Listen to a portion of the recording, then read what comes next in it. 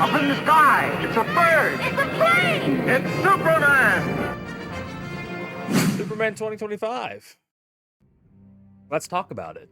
Okay, so this is going to be kind of like a weird film review of Superman. I don't normally do this on the channel, but I felt like it was justified here because so many of you, like myself, love superheroes, love Superman, and you want to talk about it. So let's talk about it. Warning here, there's going to be a lot of spoilers. There's going to be a lot of talk about specific things in the movie. And if you don't want to see that, if you don't want to hear that, leave right now before you get it spoiled for you. But if you're okay with spoilers, or if you've already seen the movie, stick around because it's going to get really interesting. Right off the bat, I want to say, write some comments down what you thought of the movie. Make sure to fill me in on your thoughts. If you agree or disagree with any of these opinions, let's talk about it. I'm going to let you know right now I didn't really like it. On like a scale of 1 to 10, I'd probably give this movie like a 5 or a 6. But that also being said, I want to follow that up with, I think the casting of this movie, phenomenal. Phenomenal. David Cornsweet as Superman, amazing. His suit, perfection. The symbol, perfection. Lois Lane, awesome. Freaking Guy Gardner, awesome. Mr. Terrific, awesome. Hot Girl, she was there. That was a thing. Lex Luthor, perfect. Amazing. Loved him. Jimmy Olsen, he was there too, but he was okay, I guess. But again, the cast was phenomenal. Metamorpho, crazy good. Crypto was great.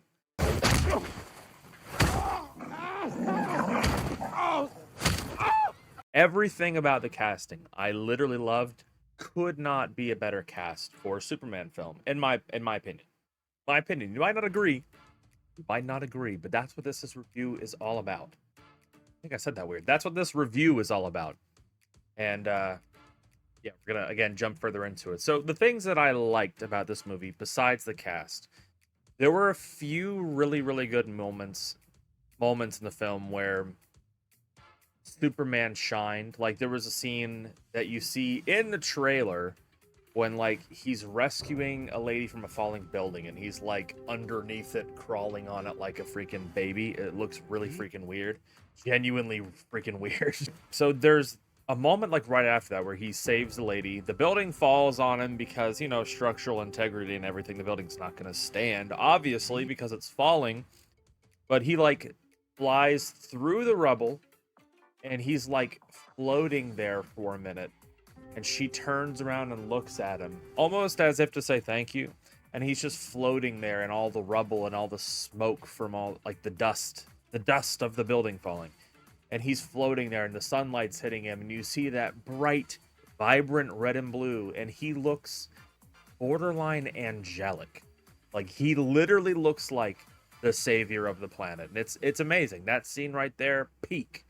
Amazing. And there were some other small scenes, like he saved a squirrel from the kaiju. That was amazing. I have a squirrel, so you know I already love that scene right there because incredible. Do I think it was a little bit overkill? Yeah, I don't think Superman in reality is going around saving squirrels left and right from, you know, giant monsters. I don't think that's the priority, but still, did I love the scene? Yes, I did. It was incredible. So yeah, there's small stuff like that where he's going around and he's doing cool stuff. He's saving people. Moments like that, phenomenal. And Mr. Terrific, incredible. Mr. Terrific, he had a really intense scene where he's like fighting some people and he's like taking them all on with his balls. You would understand if you saw the movie. He's got these orbs that float around and he's just, I mean, it's an epic scene. Literally epic. I could not go on about it more. It was literally phenomenal. And all the while, Lois, it's like through her eyes. We're watching her. She's in like this protective bubble, watching him do all these crazy things, take on like 400 men. And he's just beating the crap out of all of them. And it's like, holy crap, this guy's not playing around. It's awesome. And then there's like more scenes with Guy Gardner. Guy Gardner was hilarious in the film. Nathan Fillion did a phenomenal job. Literally love him as an actor. And I couldn't believe he got cast as Guy Gardner. Perfect role. Perfect role.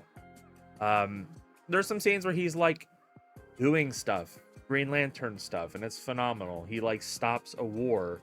He like goes this kid who's like calling for Superman. You've seen in the trailer, the kid with the flag. he goes to him and he's like, "Hey kid, Superman couldn't show up, but he sent someone better," or something along those lines. And he just like goes ham on all these soldiers that are fighting, and like he's got some middle fingers flying around, like knocking tanks over, and he's just like smug sitting there doing it like a pure freaking alpha male. You know what I mean? He's like dominant. And then he just had some great moments. Like he's talking about like the hypno glasses with Superman. So you know about the hypno glasses. Now she does. So you know he's Clark Kent. Why does he trust everyone? He's a great comic relief character. He was insane. There was another line that was hilarious as well where Lois insults his haircut. And he's like, 348 women online would disagree. Crap like that. Just genuinely hilarious. And then again, like other characters like Hawk Girl didn't really serve any purpose at all. She was just kind of there. I don't know. I was literally struggling the entire time with the film. Every time she showed up on screen, she would like fly into camera, letting out this like crazy eagle screech. Just like, what is that about? I don't remember there ever being a version of Hot Girl that's like screeching, but I could be wrong because, you know, I'm not the biggest Hot Girl fan. I don't like read Hot Girl comics in my spare time that I have tons of.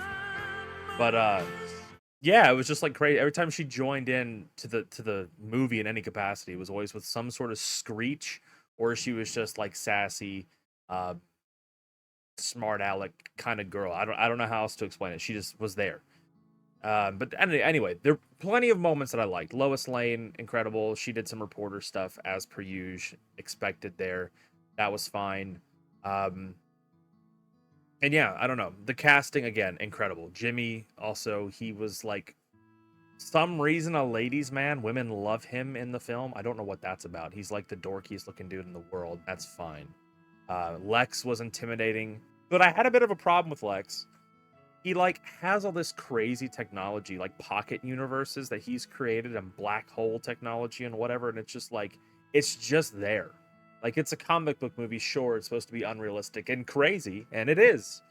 But there's never an explanation as to why he has a pocket universe that he can just, like, portal in between and go in between. He has got a literal prison in the pocket universe where he keeps all his ex-girlfriends and people that he doesn't like. But yeah, so stuff like that was just, like, kind of like, what the heck? What's going on? Why is this a thing? Why are we just expected to accept this? So crazy. But again, just expected to accept it. So I don't know. You kind of just roll with it when you're watching the film. You're just like, all right, this is happening now, I guess. Fine, but crazy nonetheless. We're gonna dive into things I didn't like now. It's kind of taking a turn that way. So we're gonna roll with it. We're gonna jump into it. So if you're a big fan of the film, strap in because it's gonna get a little bit hairy. But anyway, so like, there's one major plot point of the film. Like a major plot point. It's the reason that people turn on Superman, and like in the trailer you see them like throwing stuff at the back of his head and whatever. So there's moments in the film like that are all caused by Superman's parents, Jor-El and Laura. So like, you go into the Fortress of Solitude with them for the first time. The robots are there. They're playing a message that Jor-El and Laura left for Superman. And at the very start of the film, I mean, it's in the first 5 minutes of the movie.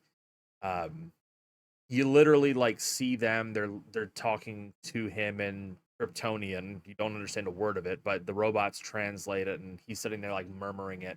And there's a point where like the audio cuts out and like the video gets all weird because the message was corrupted and you didn't get the full thing. But the first part of it was super hopeful, super encouraging. The Jor-El and Laura we all know and love, right?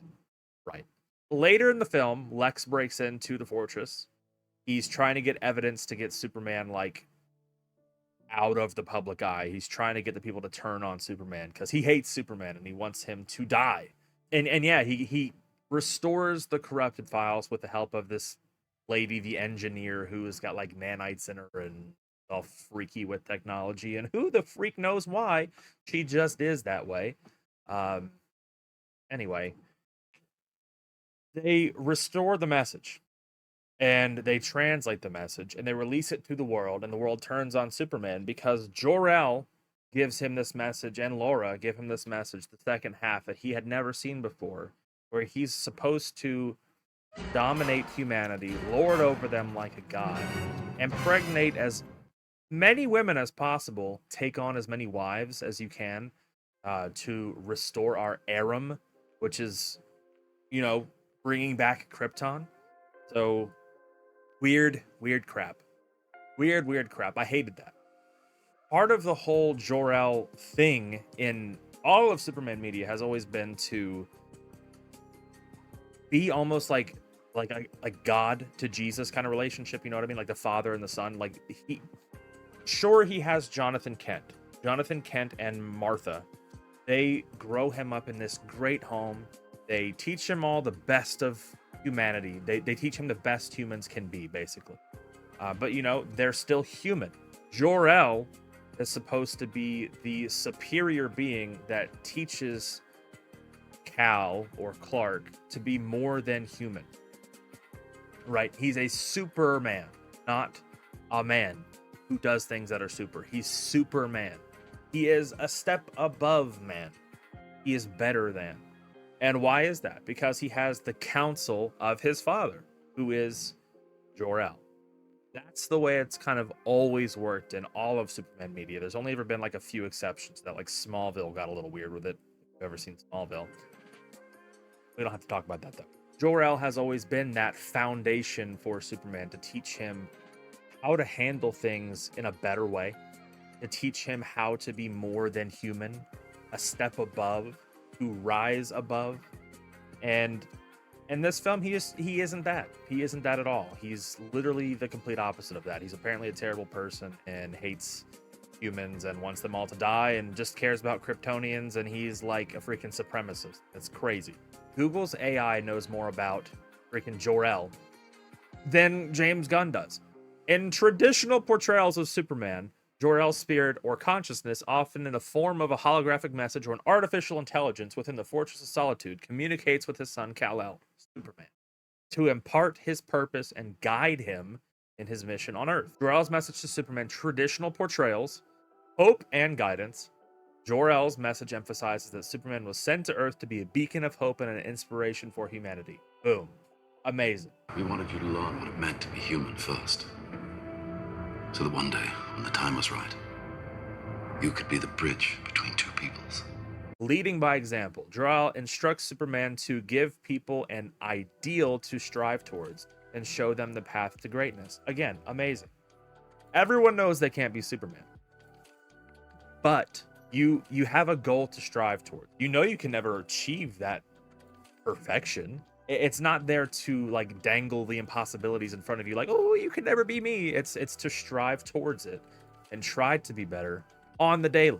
That's what Superman should be to people, is an encouragement for you to try. You'll never succeed, but you should try regardless. So, embracing heritage. Jor-El reminds Superman to embrace his Kryptonian heritage while using his powers for the benefit of humanity. You can save her, Cal.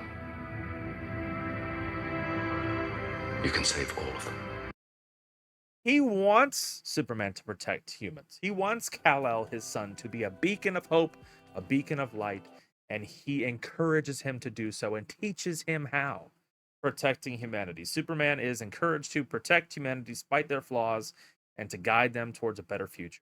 Because he can. He's better than human, so he has the capacity to help us. Like, why did they remove this from the film? You know what I mean? It's so crazy to me. And here's the AI. Again, this is Google's AI. This is the Superman from 2025. Some more recent interpretation of Superman's origin story, notably the 2025 film Superman by James Gunn, introduces a surprising twist to Jor-El's message. Damaged message and revelation. In this version, Superman initially receives a damaged message from his parents, which seems to reinforce the traditional message of hope and heroism. Which, again, I said at the beginning, that first part of the message was great. He lived by it, essentially, up until that point. He's like 30 or 33 in the movie. However, upon accessing the complete message, Superman discovers that Jor-El and Laura intended for him to conquer and rule over Earth and its inhabitants, who they deemed primitive. They even suggested he establish an Aram to breed a Kryptonian lineage on Earth. Great message, Dad. Their planet's dying, and his priority at this point isn't to like go make a better world and go save this world that's less than ours, like help them succeed. He's like, nope, go make babies and kill them all. Like, what? Despite this shocking revelation, Superman rejects this authoritarian view and chooses to follow his own moral compass. Inspired by his adoptive parents and the values he learned on Earth, he becomes a hero by choice, not by his parents' directive. Yeah. This shift in Jor-El's motivation highlights the importance of Superman's upbringing on Earth and his unwavering belief in humanity's potential, showcasing that this heroism stems from his character and choices rather than his Kryptonian heritage. I never thought his Kryptonian heritage was something that like limited him in being a better beacon for humanity. So Superman being from Krypton and like him having a Kryptonian heritage, no beef with that, no problem. We all understand that story. We've all known that story. That's been the story. We've all loved him anyway. Him being an alien didn't matter. It never has. But apparently now we've got this cushy message of, oh, all humans are good. All humans are blah, blah, blah. Like, we should rely on humans and human. I don't know. I didn't like that. I thought it was super weird. Because, again, humans inherently, this may trigger you. I don't know. I don't believe that humans are inherently good. I don't believe that. Humans are crazy, man. We start wars. We kill people left and right. There's crazy stuff going on 25/7. So, like, for him to be all human and, like, not have the wisdom of the Kryptonians, that just makes him a freaking... He's just as flawed as you or me. He's not a Superman. He's a man that has powers. He's just as flawed as anybody. And, like, that sucks. You know, that, like, takes away from the heroism of him, in my mind. Because he has that ability to rise above. This is another, like, really old comic panel. This is a Silver Age comic panel. Superman. It says, Jor-El, one of the foremost scientists of the planet Krypton, has failed to make the council heed his plea to build giant spaceships for transport the population to the planet Earth. Fools.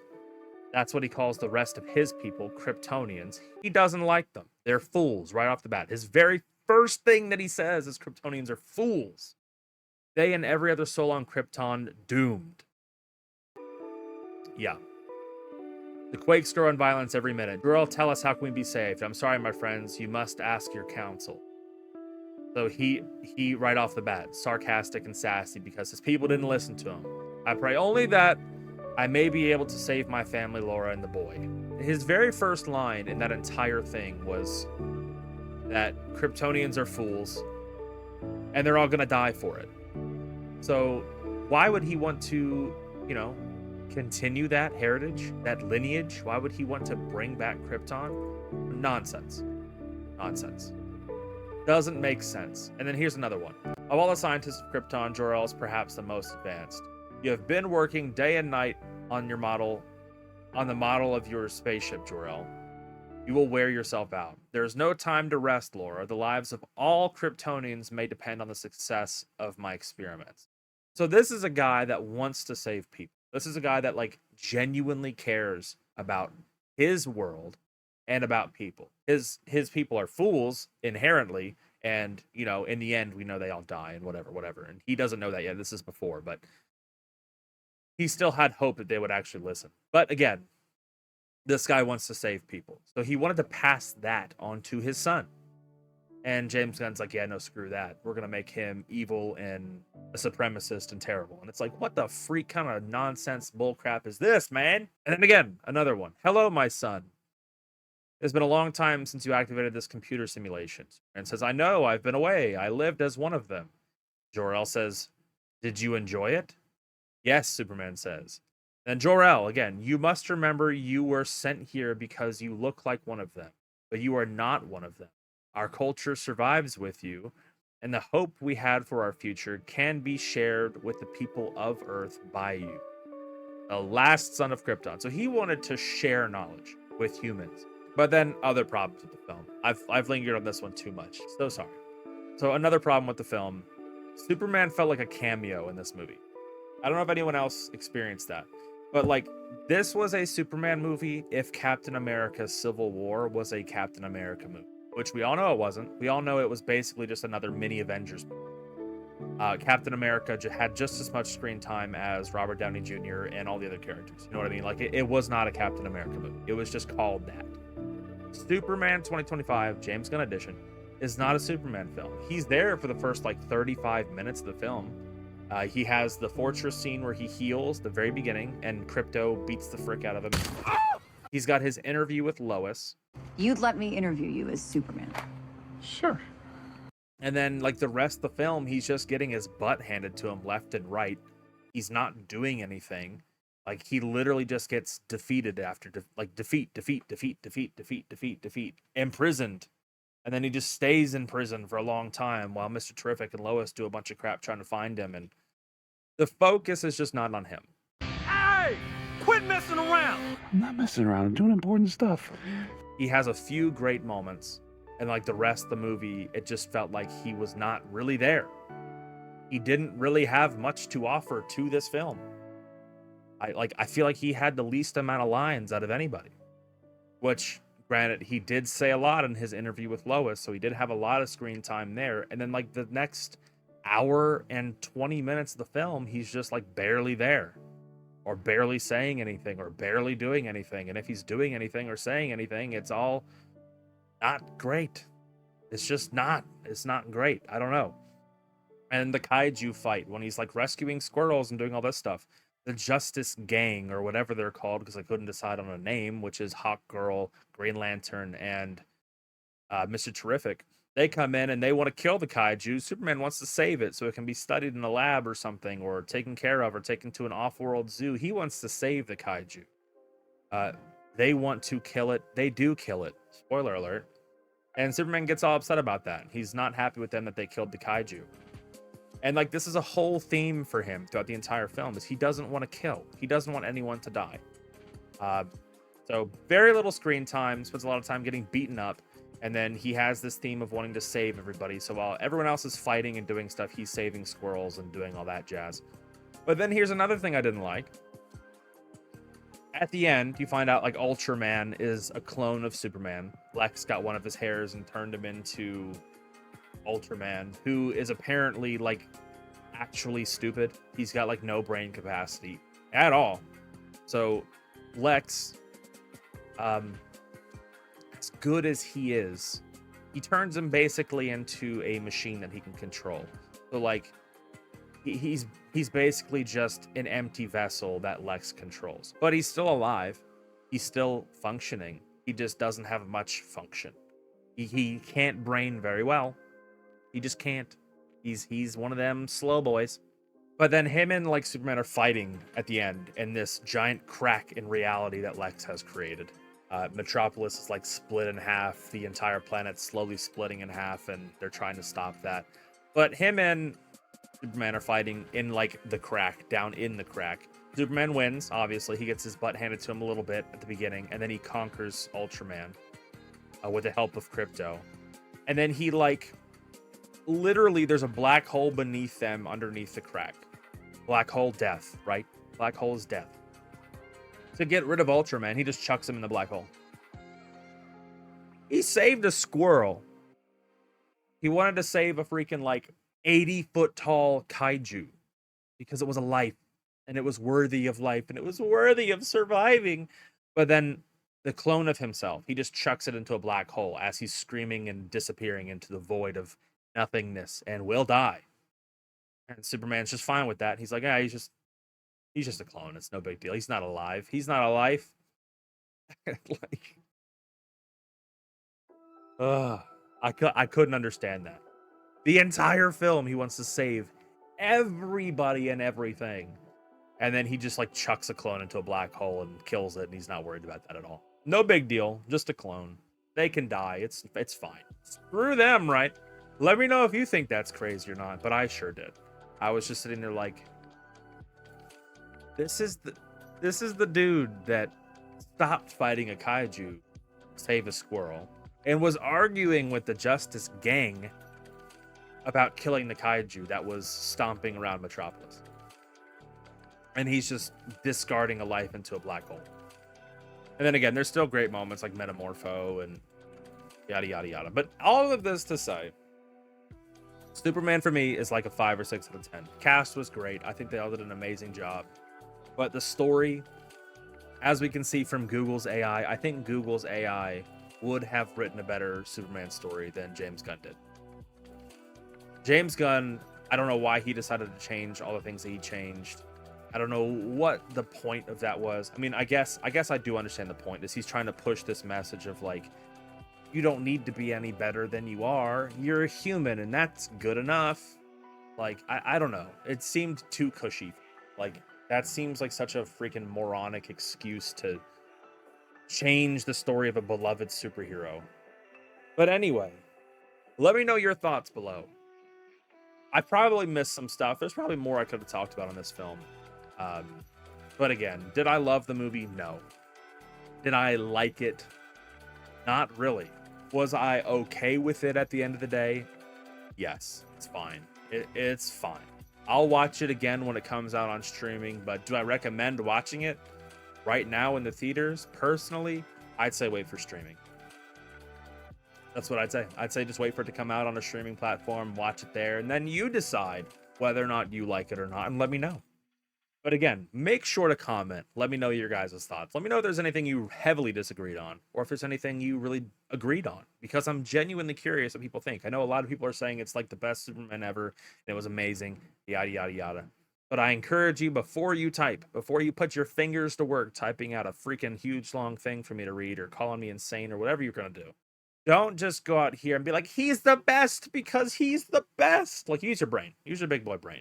You're an adult, probably. Maybe you're not. But if you are, you're an adult. Use your brain. You have one for a reason. Use it. And think about it. And let me know. But at the end of the day, where would I put this in my ranking of Superman films? Pretty far down. Man of Steel was way better. I liked Man of Steel a lot. Classic. Superman Returns was better, honestly. I just watched that the other night. That was way better. But again, do I like Corn Sweat? I think he's awesome. David Corn Sweat, you did an amazing job as Superman. Fully support and embrace the new Superman. Really love his casting. Really love his voice, his tone, his presence. Everything about him. Like, he is Superman. I will say that. The guy is Superman, as to Nicholas Hoult being Lex, Rachel Brosnahan being Lois.